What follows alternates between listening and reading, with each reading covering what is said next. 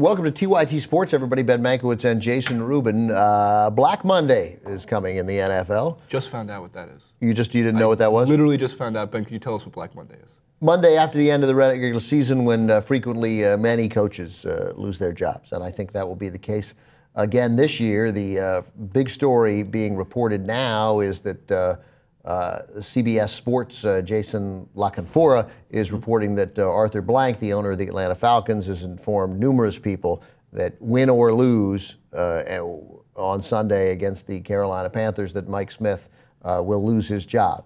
I would say that if they win and then win a playoff game, win 2 playoff games, you're going to have a tough time firing him. Does Mike Smith know that? And by the way, if they win the division, you're not getting fired on Black Monday because you got a playoff game coming up the next weekend. Wouldn't that be an interesting situation where they fired the coach? We're just going to bring some. We're going to have an interim coach for the playoffs. Falcons are 9-21 right now. Their last 2 seasons, I guess. Going to the playoffs, possibly. Yeah, 10-21 now with the win on Sunday. So I don't see anything wrong with firing Mike Smith, but obviously it'd be weird to fire a coach when you win a division. But it's a freak of nature that you win this division. Basically, you finish 7-9, you're a 7-9 team. If you happen to play in a division with 3 other colossal fuck-ups like the Panthers, Buccaneers, and Saints, then I'm not sure you should get credit for being just randomly in that division. So Mike Smith looks like could be gone. He could turn it around, certainly, obviously, with a couple of wins in the playoffs. The Saints are colossal fuck-ups. I don't think the Panthers are colossal fuck-ups. They've won 3 straight. Cam Newton looks pretty good. But in general, the whole division is a train wreck. And it just... I can't believe that a garbage team is going to steal a playoff spot from a team that's well-deserving of being in the playoff. Yes, we've been through this a million times. Yeah, so let's move on to the... Keep in mind, though, the last time a 7-9 team went to the playoffs, it was the Seahawks, after beating the Rams to end the regular season. But they weren't deserving of being there either, and they won that playoff game. They won that playoff game because they're so good. Because not only do you get the playoff game, you get that playoff game at home. True. So, and getting the playoff game against what's likely to be could be the number 5 seed, you could get the Cardinals, the injury-plagued Cardinals at home, and you could win a playoff. They might get healthier. All right, so I'm going to add a couple of these for you guys. Here we go. All right, Dan, what do we got? What about Mark Trestman? Mark Trestman, the coach of the Bears, gone. Goodbye. Jimmy Santa Clausen started for the Bears this Sunday. Jimmy Clausen, first of all, they had him throw, of course, because it's Mark Trestman. He had a throw to Brandon Marshall in the back of the end zone. I haven't seen Jay Cutler make that throw all damn year. To Alshon Jeffrey. Alshon Jeffrey. Similar. They are similar wide receivers. And I haven't seen Jay Cutler make that throw all year, but it just goes to show these guys are fucking enormous. Throw the ball up.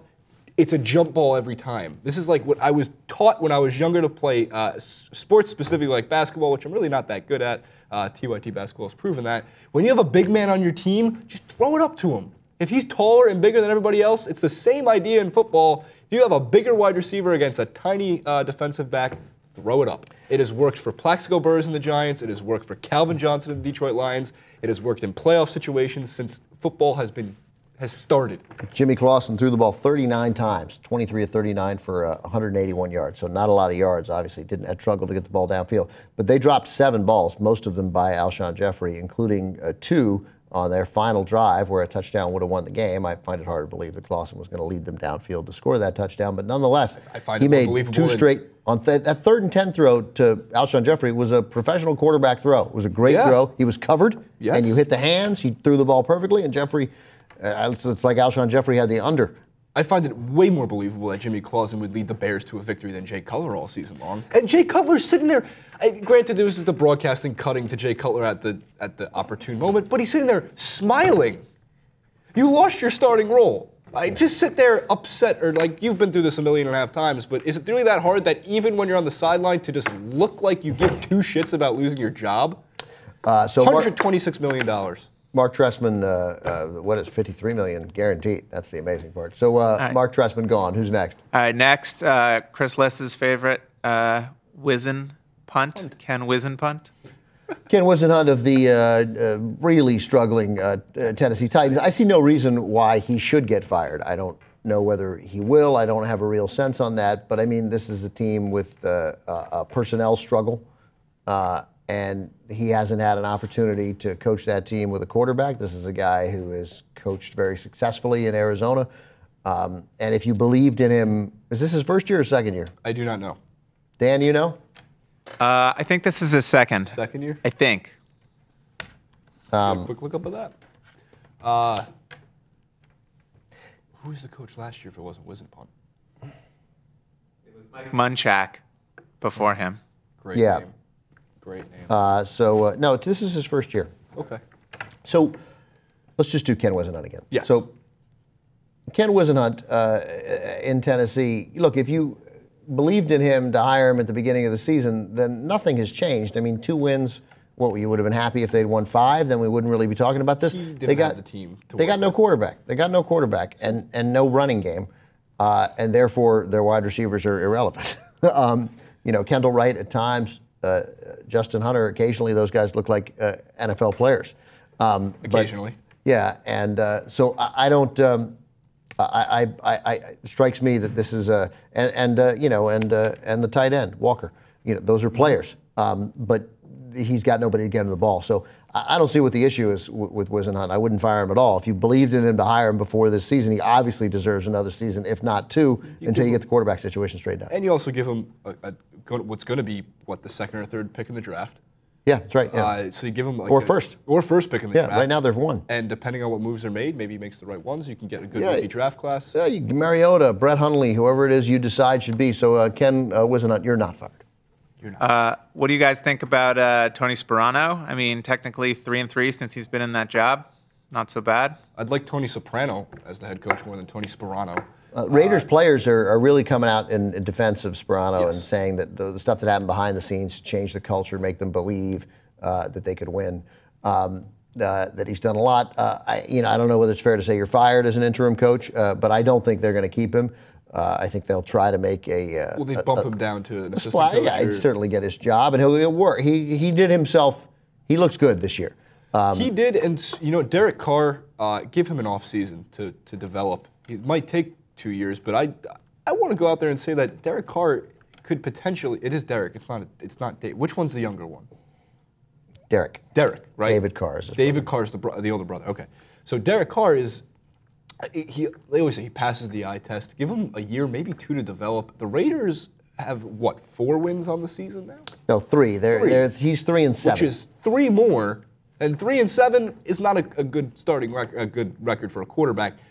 But I like Derek Carr. 3-8. I believe in Derek Carr. I don't believe in a lot of other players on the Raiders. But it just seems who they go out there and get as their head coach. A lot of coaches are going to be moving.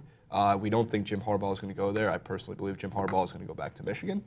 I think Jim Harbaugh is going to stay in the NFL, and I think there's a good chance he goes to the Raiders. I don't know if the There's a Raiders lot of are money on prepared. the line for the Raiders Michigan got to show Wolverines. the commitment and organizational commitment to a guy like Harbaugh that they're going to spend the money in scouting, they're going to spend the money across the board, that they're not a cheap sort of second-rate What about organization. Rex Ryan going to the Raiders? Also possible. Rex I'd Ryan's a perfect fit. hire Rex Ryan in a second to be my coach.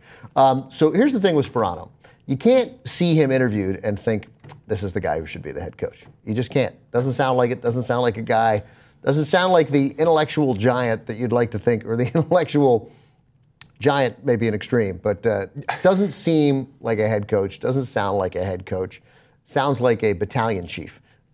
Which is fine. And by the way, battalion chiefs might be smarter than most NFL head coaches. He just doesn't. It's a really complicated job, a lot of different facets to it. But the players seem to like him, but I doubt it. I think they'll make a big splash. I think we should ask Marshawn Lynch what he thinks of Tony Sparano as the Oakland Raiders head coach. You think he'd have something to say about that? I think he Marshawn, would. can you describe the 79-yard touchdown run?